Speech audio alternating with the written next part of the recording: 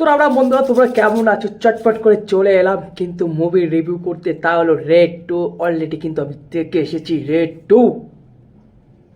তো red 2 movie কেমন হলো, দেখো কেমন হলো সেটা বড় আগে আমি বলি। যখন এই মুভিটা দেখতে তোমার একটা সিন আমার খুব মনে পড়ছিল, তো কেউ কিছু মাইন্ড করবে না কিন্তু। আমার যেটা মনে হচ্ছিলাম সেটা বলছি, কিন্তু কেউ কিছু মাইন্ড করবে না। দেখো প্লিজ, এটা রিকোয়েস্ট, কেউ খারাপ কমেন্ট করবে না। তাহলে সেই পশ্চিমবঙ্গের সেই পার্থবাবুর বাড়ির কথা আমার মনে পড়ে গেছিলো। পার্থবাবুর ঘর থেকে যে টাকাগুলো উদ্ধার হচ্ছিল, সেই সিনটা আমার কোথাও না কোথাও কিন্তু এই বইটা যখন দেখছিলাম, রিয়েলি বলছি ভাই, আমার সেই ঘটনার কথা বারবার মনে পড়ছিল, বারবার, যে কি করে তার ঘর থেকে ইনকাম ট্যাক্স অফিসাররা বা ইডি অফিসাররা টাকাগুলো বার করছিল।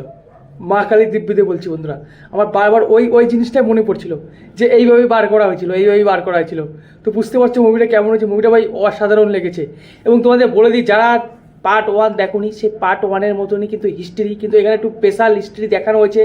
তা হলো যে রিতেশ দেশমুখ অর্থাৎ দাদাভাই যে ক্যারেক্টারের নাম, সে দাদাভাইকে এখানে দেখানো হয়েছে কিন্তু হত্যাকর্তা বিধাতা বা গরিবদের ভগবান, তার বিরুদ্ধে অজয় দেবগান কী করে অ্যাকশন নেবে, এটা ওটা দেখার বিষয়। এবং প্রথম ধাপে যে জিনিসটা দেখা যায়, এটা ভালো একটা দিক হতে পারে যে প্রথম ধাপে কিন্তু একটু স্লো চলে মুভিটা, স্লো চলে। এবং প্রথম ধাপে কিন্তু ভাই রিতেশ দেশমুখ কোথাও না কোথাও কিন্তু অজয় দেবগানের উপর প্রেশার ক্রিয়েট করে অজয় দেবগান কিন্তু অস্থির হয়ে যায়। কারণ অজয় দেবগান কিছুতেই বুঝতে পারছো না কী ঘরে তার ঘরে রেড মারবে বা কী করে কী করবে।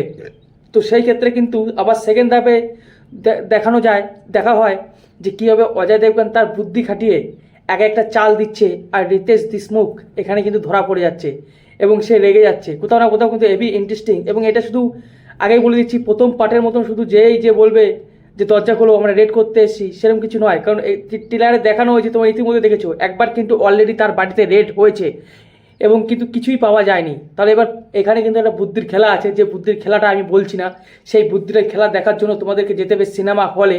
অবশ্য বইটা কিন্তু খুব সুন্দর হয়েছে, আমি জাস্ট এটুকুই বলবো। তোমরা সবাই জানো কে কে আছে, অজয় দেবগান, রিতেশ দেশমুখ, বনি কাপুর, আরও আরও ইত্যাদি লোক আছে। তো এক কথায় বলতে গেলে মুভিটা কিন্তু অসাধারণ হয়েছে, আমার তো খুব ভালো লাগছে। আর আবারও বলছি, এই মুভিটা যখন আমি দেখছিলাম, ওয়েস্ট বেঙ্গলের ঘটে যাওয়া সেই শিক্ষামন্ত্রীর বাড়ি থেকে যেভাবে টাকাগুলো বার হচ্ছিল, ঠিক এরকমই কায়দায় কিন্তু বার হচ্ছিল। তোমরা জাস্ট দেখো, একদম স্লোলি চলছে মুভিটা, যাতে দর্শকের বুঝতে আর কি সুবিধা হয়। স্লোলি চলছে এবং সুন্দরভাবে বুদ্ধি খেলিয়ে কিন্তু কাজটা করা হচ্ছে, কোথাও না কোথাও আমার মনে হচ্ছে। এবং এই মুভিতে বেশ দুটো কিন্তু গান আছে ইন্টারভেলের আগে, যেখানে তোমরা সকলেই দেখেছো যে তামান্না ভাটিয়া একটা গান আছে। আর আদার্স কোনো কিন্তু সেরকম গালাগালি বা ভলগার সিন যাকে বলা হয়, সেরকম কোনো সিন নেই। ফ্যামিলির সঙ্গে গিয়ে তোমরা এই বইটা দেখতে পারো এবং তোমাদের খুব ভালো লাগবে। প্রথম পার্টটার মতনই বইটা, তবে প্রথম পার্টটার থেকে এখানে একটু বুদ্ধিটা খেলেছে অজয় দেবগান, যিনি অফিসার আছে, ইডি বা ইনকাম ট্যাক্স অফিসারের ভূমিকায় পালন করছে। তো ইনকাম ট্যাক্স অফিসারের একটু মাথায় কিন্তু দিমাগ চালাতে হচ্ছে এই মুভিটায়, যা তোমাদের অবশ্যই ভালো লাগবে। এবং এক কথায় বলতে গেলে তোমাদের কিন্তু ভাই আটকে রাখবে, চেয়ার থেকে উঠতে দেবে না। তোমরা মনে প্রশ্ন জাগাবে যে এরপরে কী হবে, এর পরের সিনে কী হবে। কারণ প্রথম ধাপে ঠিক আছে, প্রথম ধাপে কিন্তু রিতেশ দেশমুখ পুরোপুরি মাত করে দেয় অজয় দেবগানকে।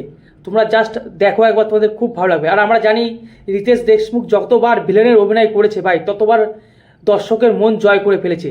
এর আগে তোমরা সেই দেখেছিলে একতা ভিলেন, বাংলায় বলছিলাম, একতা ভিলেন মুভিতে কী হবে, সে একটা সাইকোর অভিনয় করেছিল ভাই, অসাধারণ লেগেছিল। এখানে কিন্তু তিনি সাইকো নয়, এখানে জাস্ট মাইন্ড গেম খেলছে রিতেশ দেশমুখ। এবং পরবর্তী সেকেন্ড ধাপে কিন্তু অজয় দেবগান তার সঙ্গে মাইন্ড গেম খেলতে শুরু করে দেয়, এবং মাইন্ড গেমদের ফলে রিতেশ দেশমুখ কিন্তু পুরো একদম লাল হয়ে যায়, পুরো গুস্তা হয়ে যায়। আর আমিও কিন্তু বেশ মজা নিচ্ছিলাম, আর আমার কিন্তু বইটা খুব ভালো লেগেছে। তোমরা যেতে পারো। ভিএফএক্সের কথায় বলতে গেলে ভাই সুন্দর হয়েছে, অসাধারণ লাগছে দেখো। কিন্তু কিছু খারাপ দিকও আছে, কিছু ভালো দিকও আছে। খারাপ দিক একটু স্লো, আমি আগেই বললাম মুভিটা একটু স্লো চলে।